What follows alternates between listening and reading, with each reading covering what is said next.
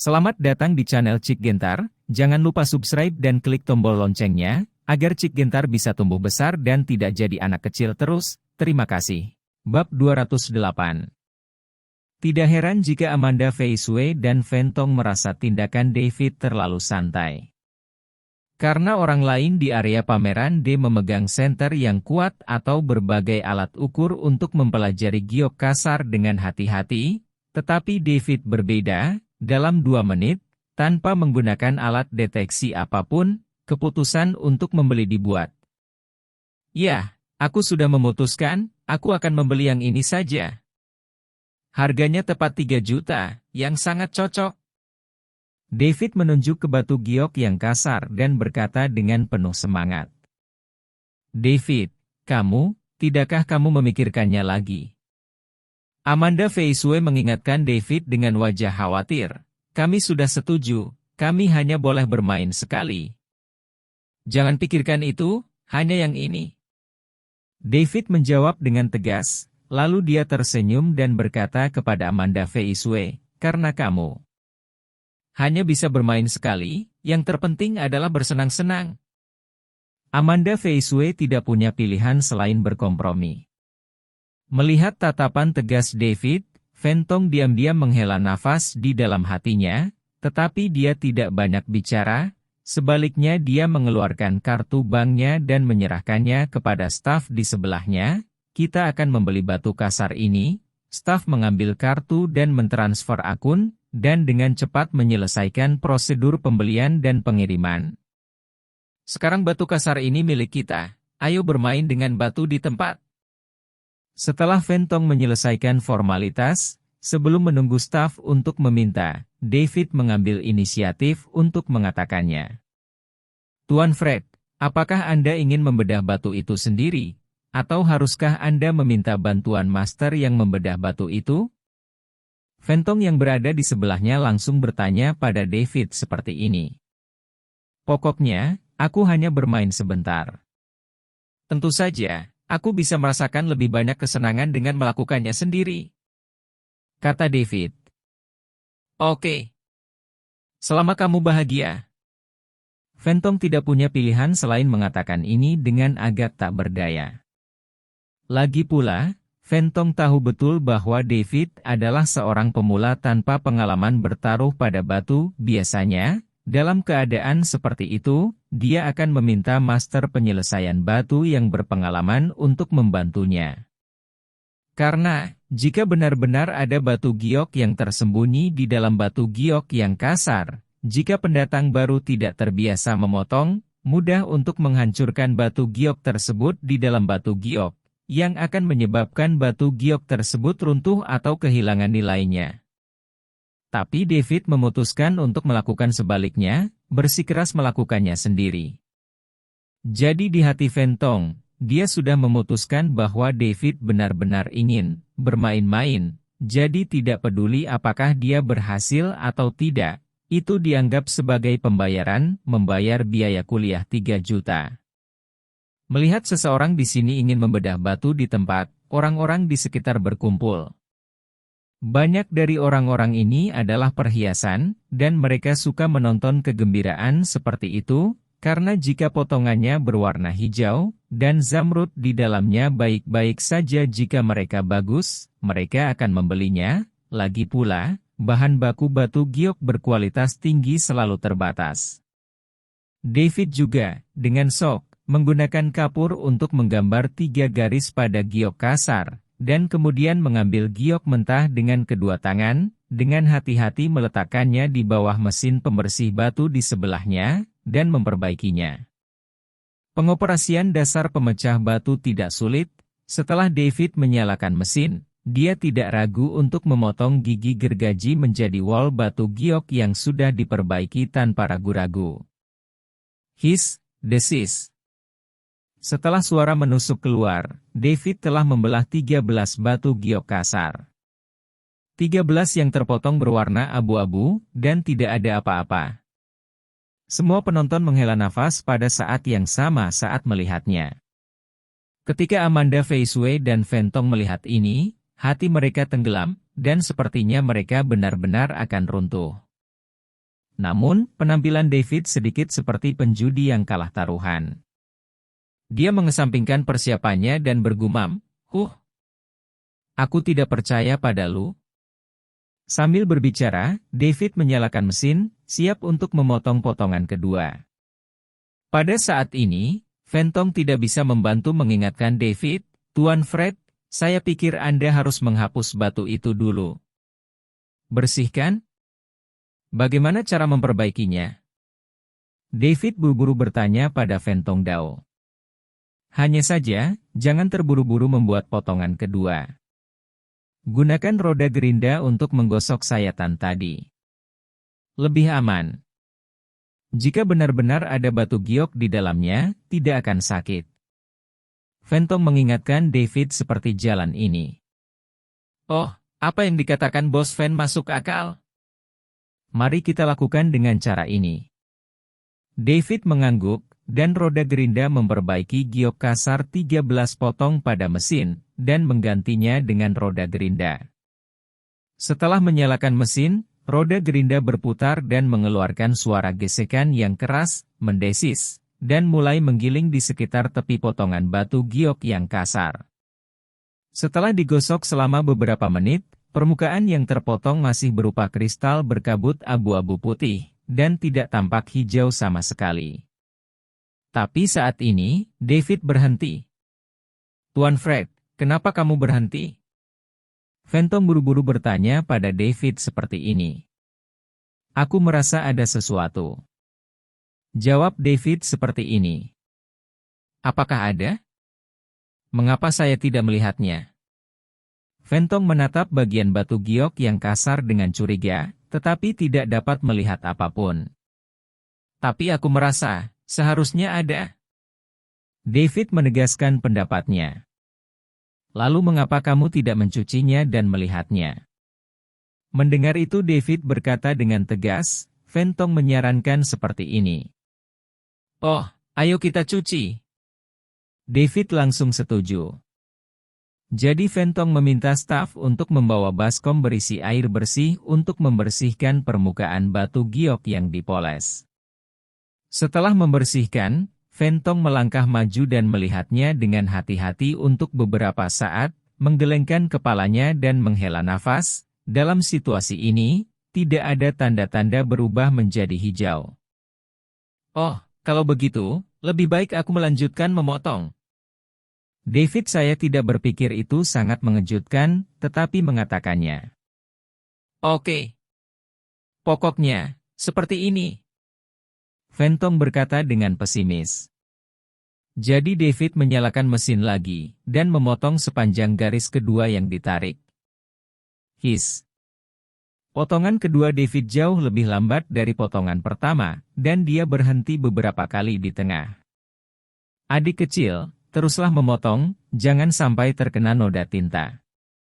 Pada saat ini, seorang pembuat perhiasan yang bersemangat di luar mendesak. "Ya. Adik laki-laki, cepat potong. Jika warnanya hijau, aku akan membelinya darimu." Pedagang giok lain yang ingin membeli bahan baku giok berteriak pada David. "Itu benar. Saudaraku, potong dengan berani, jangan pengecut," kata seorang toko perhiasan dengan mentalitas kecap dengan nada menggoda.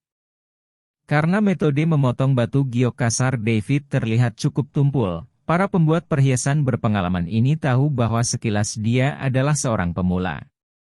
David mengabaikan mereka, tetapi berhenti, dan kemudian menggunakan kapur untuk menggambar garis lain pada batu giok kasar, yang menyimpang dari aslinya. Setelah menggambar garis, David dengan sengaja bertanya pada Fentong di sebelahnya, "Bos Fen, apakah menurut Anda jika saya memotong dari garis ini, akan ada hijau? Lalu lakukan sesukamu." Fentong ragu sejenak, lalu berkata kepada David Hangyun seperti ini. Nyatanya, Fentong tidak lagi optimis dengan operasi genit David. Dia bahkan berpikir bahwa biaya kuliah David sebesar 3 juta harus dibayar. Belum lagi Amanda Fei Sui, dia hanya tidak ingin berbicara lagi. Dia telah memutuskan bahwa David hanya bermain-main, dan tidak masalah baginya apakah dia berhasil atau tidak. Kalau begitu lakukan dengan cara ini. David mengangguk dan menyalakan mesin lagi. Kali ini, David tidak memiliki keraguan, dan dia memegang pemecah batu dengan kuat dengan kedua tangan, dan memotong langsung di sepanjang garis yang digambar ulang.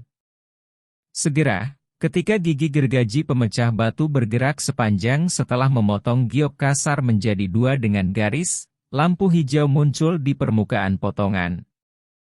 Hah? Hijau? Hijau? Ya Tuhan! Benar-benar hijau. Wow! Keberuntungan orang ini sangat bagus, taruhannya sudah habis. Tanaman hijau ini, kepala air ini, terlihat sangat bagus apa lihat. Kerumunan yang menonton David Jesse di luar menjadi bersemangat.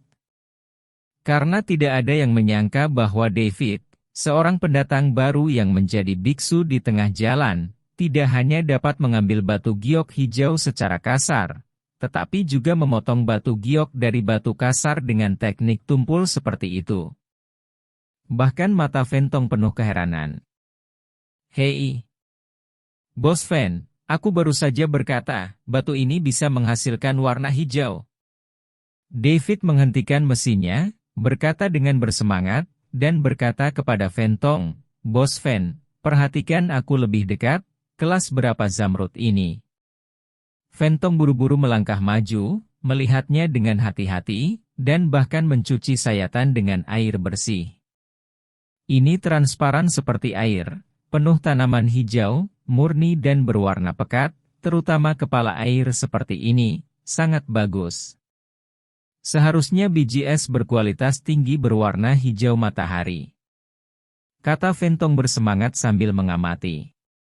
Para pembuat perhiasan di sekitar juga bersemangat, mereka semua tahu bahwa hijau matahari dari spesies es ini adalah batu giok terbaik, dan itu juga merupakan bahan baku yang sangat baik untuk membuat perhiasan batu giok kelas atas. Dan dilihat dari bagiannya, yang saat ini terekspos hanyalah satu sudut saja. Jika semua batu giok hijau matahari yang diunggulkan di dalamnya dikeluarkan, itu pasti akan sangat berharga. Fentong memandang David dengan penuh semangat. Sejujurnya, dia telah tenggelam dalam perjudian batu selama lebih dari 10 tahun, dan menghabiskan banyak uang bolak-balik, tetapi dia tidak pernah menghasilkan batu giok berkualitas tinggi, kecuali David hanya dengan mentalitas, bermain-main, potongan batu giok berkualitas tinggi seperti itu dirakit. Dan hal yang paling luar biasa bagi Fentong adalah bahwa garis yang digambar ulang David terlalu akurat. Hanya dari tepi dari hijau setelah dipotong, zamrud di dalamnya tidak rusak sama sekali. Mungkinkah ada celah keberuntungan yang begitu besar di antara orang-orang? Tepat ketika Fentong penuh dengan emosi dan perasaan campur aduk, perhiasan di sekelilingnya sudah meledak. Adik laki-laki, jual aku batu giok ini. Aku akan menawarkan 20 juta. Biji es sungren berkualitas tinggi ini? Saya akan menawarkan 30 juta. Saya akan menawarkan 40 juta. Potong. Apakah 40 juta luar biasa? Saya akan menawarkan 50 juta. Sekelompok penjual perhiasan menawar satu demi satu, dan mereka bahkan mulai berdebat sengit seperti para bibi di pasar sayur. Lagi pula, semua pembuat perhiasan ini adalah orang-orang yang berpandangan tajam, dan mereka semua tahu bahwa jika semua batu giok hijau matahari spesies es berkualitas tinggi ini dapat diproduksi, keuntungan yang mereka dapat pasti akan membuat orang iri. Bab 209. David tidak memperhatikan perhiasan di sekitar yang tidak sabar untuk menawar, dia terus memotong. Setelah beberapa saat, David benar-benar memotong seluruh batu giok hijau matahari dari batu aslinya, dan memolesnya sedikit. Setelah beberapa saat, setelah dicuci dengan air bersih, ukurannya sebesar setengah wajah, terlihat sedingin es dan lembab, penuh dengan tanaman hijau, sangat cerah dan menarik. Pada saat ini, David tersenyum dan berkata kepada Fentong, "Bos. Fen, datang dan lihat baik-baik, bagaimana kualitas batu giok yang kita pilih. Kepala air ini, kehijauan ini, benar-benar menakjubkan. Sejujurnya, saya jarang melihat batu giok hijau matahari spesies S berkualitas baik." "TSK, TSK, TSK," kata Fentong, wajahnya memerah, seolah dia mabuk. Sejujurnya, Fentong mampu menjadi bos besar di Jiangbei, dan kualitas psikologisnya tentu saja jauh lebih kuat daripada orang biasa, tetapi dalam keadaan seperti itu, dia tetap gemetar karena kegembiraan. Karena bertaruh pada batu adalah salah satu hobi terbesar Fentong, tetapi dia telah bermain bertaruh pada batu selama bertahun-tahun, dan dia tidak pernah membuka batu giok dengan kualitas seperti itu. Tidak heran dia sangat bersemangat. "David, bagaimana kamu tahu bahwa batu kasar ini bisa menghasilkan warna hijau? Dan kualitasnya sangat bagus?" Amanda Feisue mau tidak mau bertanya pada David seperti ini. Tidak heran Amanda Feisue akan menanyakan pertanyaan ini, karena dia melihat banyak orang bertaruh pada batu di tempat kejadian, kebanyakan dari mereka runtuh, dan sejumlah kecil yang berwarna hijau keluar, dan kualitasnya hanya rata-rata. Tapi untuk pertama kalinya David berjudi dengan batu, dia berhasil menemukan sepotong besar batu giok hijau matahari spesies S yang tidak bisa dijelaskan, yang benar-benar tak terbayangkan. "Oh, mungkin itu karena keberuntunganku." David tersenyum, dan tidak mengatakan yang sebenarnya kepada Amanda Feisue, tetapi hanya menjelaskannya dengan santai. Lagi pula, David tidak berniat memberitahu siapapun tentang rahasia 5 putaran mata asli. "Keberuntunganmu benar-benar melawan langit." Amanda Feisue skeptis. Tidak heran dia bereaksi seperti itu. Jika David menyalahkan semua ini pada keberuntungan, mengapa dia tidak memiliki kesempatan ketika dia melakukan kalkulus? Bagaimana kalau melukai sedikit pun batu giok hijau matahari berbiji es ini? Hehe, itu benar. Begitu keberuntungan orang ini datang, bahkan tembok kota tidak akan bisa menghentikannya. Lanjut David sambil tersenyum. "Oke." Amanda Feisue terdiam sesaat. Sejujurnya, proses ini agak terlalu mengasyikkan dan membuatnya merasa sedikit tak tertahankan, jadi dia tersipu dan berkata kepada David, "Kamu ikut aku. Pergi ke kamar mandi." "Oke." David langsung setuju. "Tuan Fred, apa yang Anda rencanakan dengan batu giok ini?" Pada saat ini, Fentong tiba-tiba menghentikan David. "Hehe, setengah dari batu giok ini milik Bos Fen. Jadi kamu bisa melakukan apapun yang kamu mau. Aku bisa menerimanya. Aku akan menemaninya ke kamar mandi dulu," kata David kepada Fentong, lalu mengambil lengan Amanda Feisue, dia berbalik dan pergi. Setelah mendengar kata-kata David, Fentong memiliki garis bawah di benaknya, tentu saja, dia juga tahu bahwa David melakukan ini untuk membantunya menebus kerugiannya. Oleh karena itu, Fentong hanya membuka diri untuk semua toko perhiasan di tempat tersebut dan berkata, "Bos, batu giok hijau matahari spesies S ini sedang diobral. Jika Anda tertarik, silakan berikan harga Anda sendiri. Harga tertinggi akan didapatkan." Para pembuat perhiasan di sekitar, mereka mengharapkan hasil seperti itu, tetapi sekarang mereka mendengar apa yang dikatakan Fentong, mereka menjadi lebih bersemangat, dan menaikkan harga mereka satu demi satu. Akibatnya, harga batu giok hijau matahari berbiji es ini dengan cepat meroket menjadi 65 juta. "Saya akan menawarkan 80 juta. Saat ini, tawaran seseorang mengejutkan penonton. Lingkungan tiba-tiba menjadi sunyi. 80 juta. Harga ini terlalu menakutkan, meskipun banyak orang yang hadir adalah perhiasan yang kaya dan berkuasa, mereka sangat terkejut ketika mendengar tawaran seperti itu. Tiba-tiba, mata semua orang terfokus pada penawar.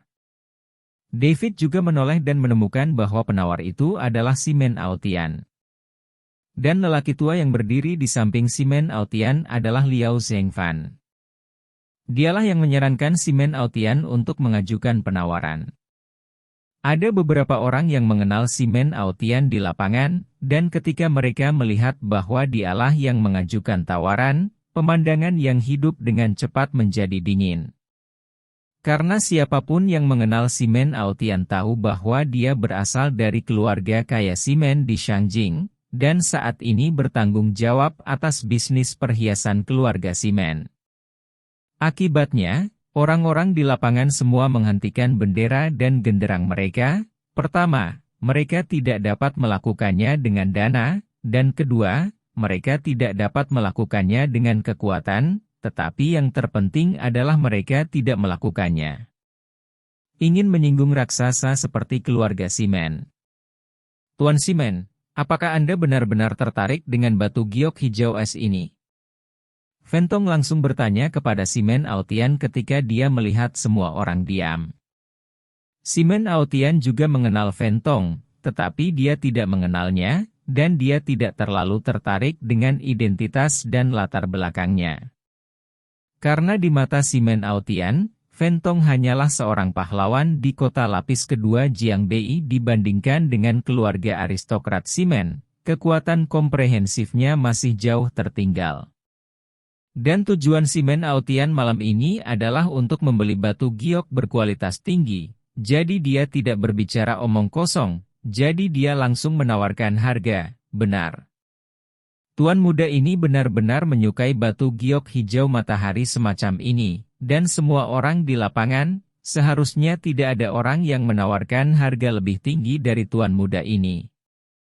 Faktanya, apa yang dikatakan si Men Aotian adalah kebenaran, memang tidak ada seorang pun di lapangan yang meminta harga lebih tinggi darinya. Karena para pembuat perhiasan hadir. Selain tidak berani melawan si Men Aotian, ada alasan lain yang sangat penting, yaitu mereka merasa tidak ada gunanya menghabiskan 80 juta untuk membeli batu giok hijau matahari spesies S ini. Karena kutipan 80 juta hampir setara dengan nilai sebenarnya dari batu giok hijau matahari spesies S itu sendiri. Lagi pula, bahkan jika giok hijau matahari spesies S di batu kasar ini sepenuhnya ditambang, dan setelah beberapa pemrosesan, setelah dibuat menjadi perhiasan giok kelas atas, marin keuntungan yang diperoleh tidak akan lebih dari 80 juta. Tetapi untuk si Men Aotian, dia tidak peduli sama sekali, karena tujuannya adalah untuk menjadi merek giok kelas atas di industri ini, jadi di toko perhiasannya, ada kebutuhan mendesak akan produk giok kelas atas untuk mendukung adegan. Tuan Fen, mengapa Anda masih ragu? Tidakkah menurut Anda harga yang ditawarkan oleh Ben Shao tidak cukup tinggi? Melihat Fentong masih ragu, si Men Aotian langsung bertanya kepadanya dengan agak tidak senang. Tuan si Men bercanda, harga yang kamu tawarkan sudah setinggi langit. Beraninya aku tidak menyukainya. Fentong berkata dengan senyum tergesa-gesa, lalu berkata, aku harus menunggu Tuhan kembali sebelum saya dapat membuat keputusan akhir. Tuanku? Siapa itu? Si Men Aotian tercengang sejenak, lalu bertanya pada Fentong Dao seperti ini. Karena setelah si Men Aotian memasuki area pameran perdagangan internal, dia tidak berpartisipasi dalam taruhan batu, tetapi pergi mempelajari Raja Batu di area pameran D bersama Liao Zhengfan. Setelah beberapa penelitian, si Men Aotian terkejut ketika dia melihat betapa hidup tempat itu, jadi dia berjalan dengan Liao Zhengfan, dan melihat Fentong memegang zamrud hijau matahari di tangannya. Mata Liao Zhengfan langsung berbinar, dan dia segera menyarankan kepada si Men Aotian untuk mengajukan penawaran. Karena itu, si Men Aotian dan Liao Zhengfan tidak tahu siapa pemilik hak milik dari batu giok hijau matahari spesies S itu. Fan memegang di tangannya adalah, ini aku. Sebelum Fentong bisa menjawab, suara laki-laki datang. Ketika Simen Aotian mendengar suara itu, dia menoleh ke belakang dan menemukan bahwa itu adalah David. Selain itu, David meraih lengan Amanda Faisue dan berjalan menuju sisi ini bersama-sama. Wajah Simen Aotian tiba-tiba menjadi suram lagi, dan dia berkata kepada Davidion, "Nak, jangan ikut bersenang-senang, aku tidak punya waktu untuk berbicara denganmu sekarang." "Hehe, Tuan Muda Simen, kamu benar, aku tidak punya waktu untuk berbicara denganmu, kamu." David melirik Simen Aotian, dan berjalan di depan Ventong bersama Amanda Faisue. "Saya adalah pemilik sah dari Zamrud ini. Anda adalah pemilik yang sah? Apakah Anda bercanda?" Simen Aotian menyatakan ketidakpercayanya. "Hehe, aku tidak punya waktu untuk bercanda denganmu." David tersenyum, lalu menunjuk Simen Aotian, dan berkata kepada Ventong, "Bos Ven, kamu bisa menjual batu giok ini kepada siapapun, tapi kamu tidak bisa menjualnya kepada siapapun." "Dia?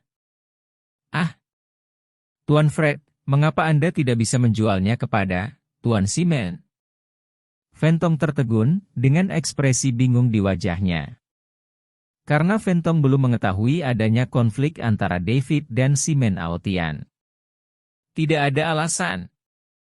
Hanya saja dia tidak menyukainya. David berkata langsung, lalu menatap Simen Aotian, "Hei, Tuan Simen pasti memiliki ide yang sama denganku. Tidak masuk akal."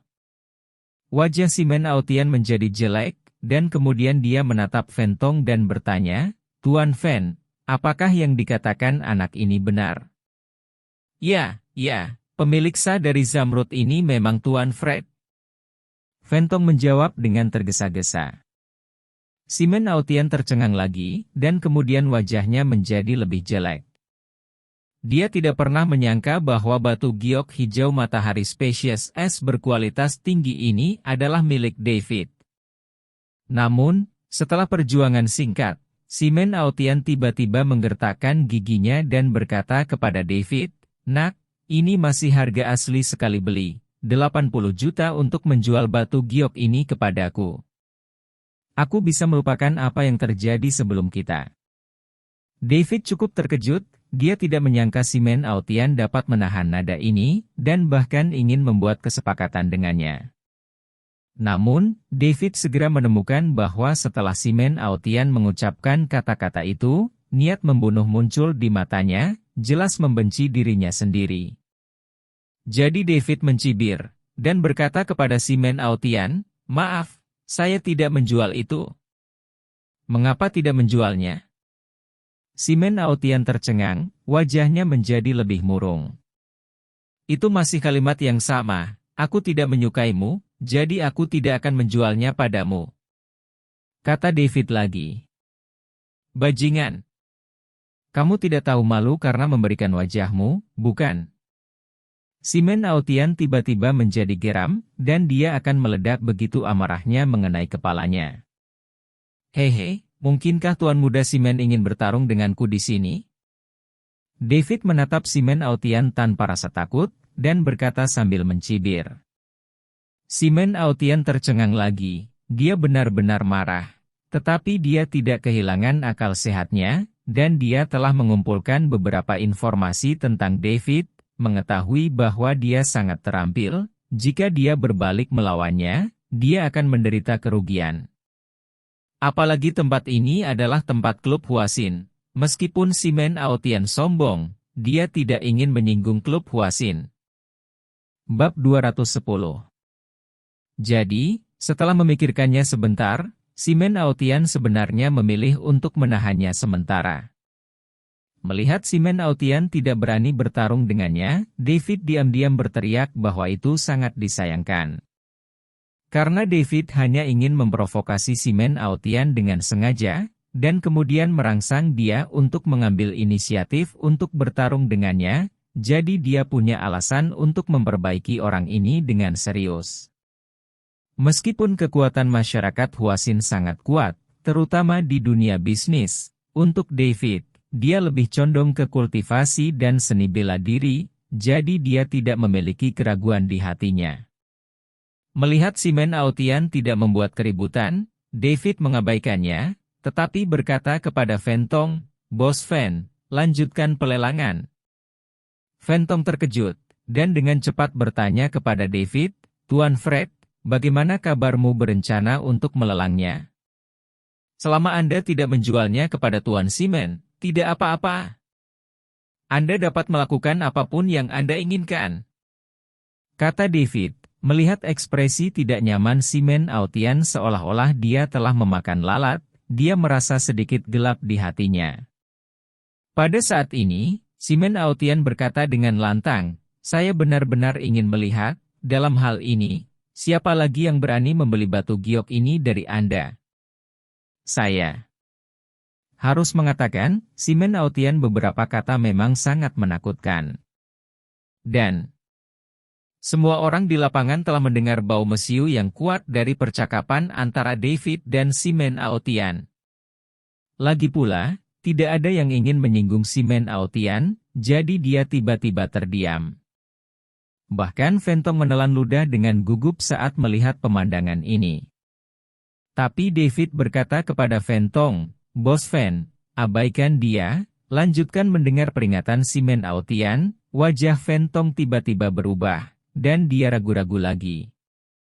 Fentong masih tidak tahu keluhan dan keluhan apa yang ada antara David dan si Men Aotian, tapi dia adalah seorang Jianghu tua, dia telah menilai dari sikap tit for tat David dan si Men Aotian yang harus dimiliki keduanya. Sebuah hubungan tidak ada kontradiksi kecil. Sejujurnya, Fentong tidak ingin menyinggung mereka berdua. "Hei, tidak ada yang bisa mengambil zamrud ini kecuali aku," kata si Men Aotian sambil mencibir ketika dia melihat bahwa dia telah mengejutkan Fentong. "Siapa bilang itu?"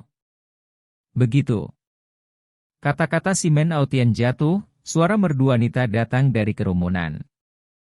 Kemudian sosok kurus keluar dari kerumunan, itu adalah Fu Yinghong. "Bos Fu, kamu akhirnya datang." Melihat Fu Yinghong muncul, Fentong tiba-tiba merasa lega. Karena Fentong tahu bahwa hanya Fu Yinghong yang bisa menangani situasi saat ini. "Ya, aku baru saja menyelesaikan pekerjaanku, jadi aku datang ke sini." Fu Yinghong mengangguk, lalu tersenyum genit, tanpa diduga, di sini jauh lebih hidup daripada di luar. Bau mesiu juga lebih kuat. "Bos Fu, mengapa kamu di sini untuk ikut bersenang-senang?" Setelah si Men Aotian melihat Fu Yinghong, ekspresinya sedikit berubah, lalu dia menatapnya dan berkata dengan suara dingin, "Hehe, Tuan Simen juga harus tahu bahwa pameran perdagangan internal ini diselenggarakan bersama oleh Asosiasi Wasin dan Wuban, bos area penambangan batu giok di Myanmar Utara." Fu Yinghong tersenyum, lalu mengatakan ini kepada si Men Aotian, dan berkata, "Namun, yang tidak Anda ketahui, Tuan Simen, apakah kerjasama ini hampir difasilitasi oleh saya? Apakah menurut Anda saya tidak bisa datang? Tidak hanya dia bahkan lebih cantik, dan keterampilannya telah meningkat." Si Men Aotian tertegun sejenak, menatap Fu Yinghong, dengan keengganan dan keserakahan muncul di matanya.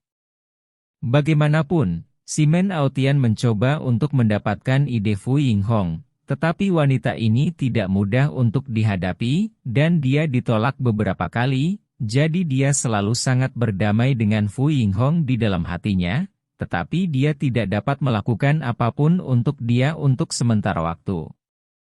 "Hehe, aku kewalahan."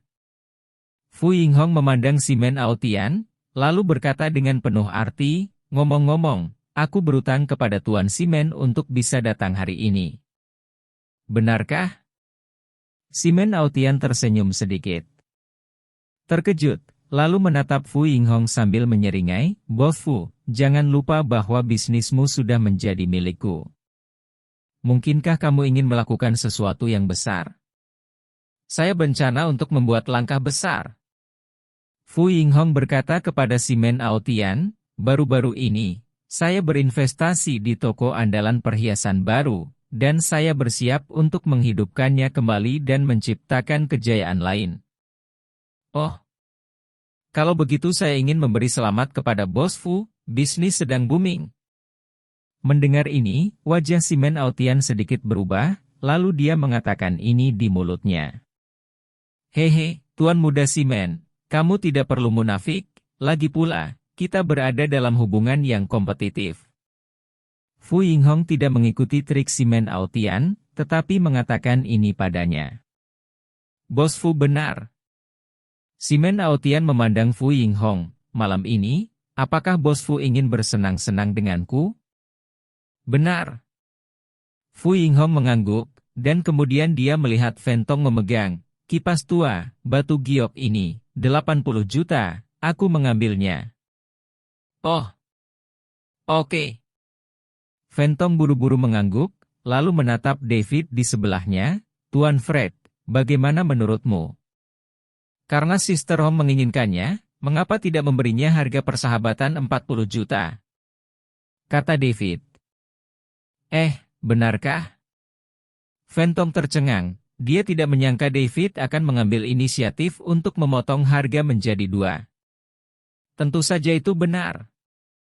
David memandang Fu Yinghong dan berkata sambil tersenyum, siapa yang menyuruhnya menjadi adikku? Karena dia salah satu dariku, tidak perlu memperlakukan orang lain seperti itu. Kakak, karena itu keinginanmu, maka saudari aku akan menerimanya. Fu Yinghong tertawa centil, lalu dia mengeluarkan buku cek dan berkata kepada Fentong, Lao Fen, datang dan pergi melalui formalitas. Oh, oke. Fentong mengangguk dengan tergesa-gesa. Melihat adegan ini, wajah si Menao berubah menjadi pucat, dan dia tidak bisa tidak memperingatkan Fentong Dao dengan kasar. Fentong, saya menyarankan Anda untuk berpikir jernih, dan jangan melakukan hal-hal yang Anda sesali. Tidak ada yang perlu disesali. Fentong segera menanggapi si Men Aotian dengan nada tegas. Sejujurnya, Fentong masih sedikit terjerat sebelumnya, tapi sekarang, jika dia benar-benar ingin mengantri, dia masih memilih untuk berdiri di sisi David dan Fu Yinghong. Bagaimanapun, Fentong, seorang Jianghu tua, sangat kuat baik dalam hal pengalaman maupun penglihatan. Tentu saja dia tahu bahwa sekuat apapun keluarga si Men, bukanlah si Men Aotian yang memiliki keputusan akhir. Dan perkembangan masa depan David tidak terbatas. Mengingat waktu, prestasinya pasti akan lebih tinggi dari si Men Aotian. Selain itu, Fu Yinghong, meskipun kekuatan keseluruhannya tidak sebaik keluarga si Men, tetapi dia mendapat dukungan dari Hua Xinhui dan Nyonya Xiao di belakangnya, jadi dia tidak takut pada si Men Aotian. Selain itu, Fentong sendiri juga merupakan bos besar di Jiangbei. Jadi dia tidak akan terlalu takut dengan si Men Aotian di tanah seluas 3 hektar di Jiangbei ini. Melihat David, Fu Yinghong dan Fentong membentuk front, wajah si Menao membiru dan merah, tapi dia juga tahu bahwa dia tidak akan bisa melakukan apapun pada mereka untuk sementara waktu. Segera, Fentong dan Fu Yinghong akan dikirim. Kakak, kali ini, saudari, aku benar-benar ingin berterima kasih karena telah banyak membantu adikku. Setelah pengiriman, Fu Yinghong juga memiliki pemahaman umum tentang taruhan batu David, jadi dia berinisiatif untuk mengatakan kepadanya dengan sebuah senyuman. Hehe, sama-sama, Nona Hong. Aku hanya beruntung. Jawab David dengan senyum sibuk. Ini tidak sesederhana keberuntungan bahwa kamu dapat mengekstrak sepotong besar batu giok hijau matahari spesies es berkualitas tinggi. Fu Yinghong berkata kepada David seperti ini. Kamu pasti punya beberapa trik? Aku tidak punya trik. David segera menyangkal, aku benar-benar beruntung, dan aku bertemu. Kalau begitu, sejujurnya, saudara, keberuntunganmu juga Tuhan yang jahat. Fu Yinghong berkata dengan emosi. Si Men Aotian tidak pergi. Ketika dia mendengar ini, dia tidak bisa membantu tetapi dengan sinis berkata, hah, Hebatnya, anak ini kebetulan beruntung. Aku benar-benar beruntung kali ini. David tidak marah, tetapi tertawa, dan dengan sengaja mengejek si Men Aotian. Sejujurnya, keberuntunganku cukup bagus. Bukankah Tuan Muda Simen benar-benar ingin makan sekarang? PFFT. Fu Yinghong dan Amanda Fei Sui di sebelahnya tidak bisa menahan tawa saat mendengar ini. Kamu. Simen Aotian sangat marah sehingga wajahnya menjadi hitam, dan dia hampir kehilangan kesabaran lagi, tetapi setelah memikirkannya, dia tahu bahwa David sengaja membuat dirinya marah, dan dia tidak boleh dibodohi. Jadi Simen Aotian menarik napas dalam-dalam, dan secara bertahap menenangkan emosinya. Pada saat ini, tiba-tiba terjadi keributan di lapangan. Kemudian, dari sudut area pameran, sekelompok orang keluar satu demi satu. Ternyata itu adalah 2 baris personel keamanan bersenjata lengkap. Di antara 2 baris penjaga keamanan, sebuah meja bundar bergerak muncul. Meja bundar itu ditutupi dengan kain merah dan ditutupi dengan benda yang agak besar. Meja bundar bergerak didorong ke tengah 4 area pameran utama, dan kemudian 2 baris petugas keamanan dengan cepat menyebar di sekitar area pameran, tampak seperti mereka siap bertempur. Saudari Hong, bagaimana situasinya? David mau tidak mau bertanya pada Fu Yinghong, melihat kerumunan orang cukup banyak. Oh, Raja Batu muncul malam ini, kata Fu Yinghong. Raja Batu? Apa asal-usul ini? David bertanya pada Fu Yinghong dengan rasa ingin tahu. Di atas meja adalah Raja Batu Giok Kasar yang dipilih dari area penambangan batu giok di Myanmar Utara tahun ini. Ini juga final malam ini. Fu Yinghong memperkenalkannya seperti ini, dan kemudian berkata, agar Raja Batu ini menjadi dipamerkan di sini, saya dan Hua butuh banyak kerja keras dari orang-orang Xinhui, dan bos besar di sana setuju untuk bekerja sama dengan kami untuk mengadakan pameran perdagangan internal ini di Shengshi Haoting di Jiangbei. Kata David baru kemudian saya menyadari mengapa begitu banyak orang berbondong-bondong ke pameran perdagangan internal ini. Ternyata ada grand finale di sini. Saya melihat siaran dari atas area pameran. Selamat malam, hadirin sekalian. Malam ini, Raja Batu yang paling dinantikan ada di atas panggung. Selanjutnya, mari kita beri tepuk tangan meriah kepada Tuan Wu Banwu untuk mengungkap Raja Batu. Sebuah ledakan tepuk tangan meriah terdengar. Kemudian, seorang pria parubaya berusia 50-an, mengenakan pakaian tradisional Burma, muncul di mimbar.